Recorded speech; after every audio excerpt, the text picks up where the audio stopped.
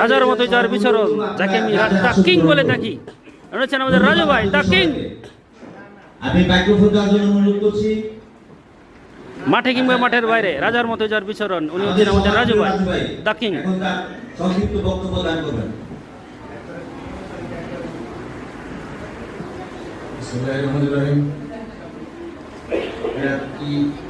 শিক্ষার্থীদের জন্য সংগঠন অনুষ্ঠান 2025 আজকে যারা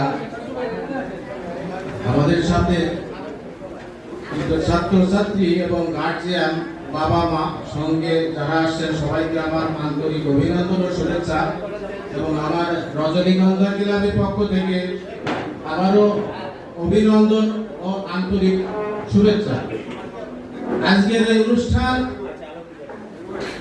আমরা আসলে এত আনন্দিত, বাবা মারা যারা তাদের সন্তান কৃতকার্য হয়েছে, কোনো কারণে কোনো সন্তান কৃতকার্য হইতে পারেনি, তাদেরকেও আমি আন্তরিকভাবে অভিনন্দন জানাবো। কোনো কারণে তারা ব্যর্থ হয়েছে, আগামী প্রজন্ম আগামীতে তারা চেষ্টা করবে ইনশাআল্লাহ। এই শুভকামনা সবসময় আমাদের ক্লাবের পক্ষ থেকে থাকবে। আর আমাদের ক্লাবের সম্মানিত সদস্য, এখানে অনেক মুরব্বী, আমরা আসলে বলতে গেলে এত আন্তরিক একটা ফ্যামিলি, যেটা আপনারা অনেকেই জানেন না। ফ্যামিলি থেকে হয়তো চাপ সৃষ্টি করেন যে এত সকালে বউ বাচ্চা রেখে যায় কোথায় এরা। আসলে বাস্তবটা আলাদা।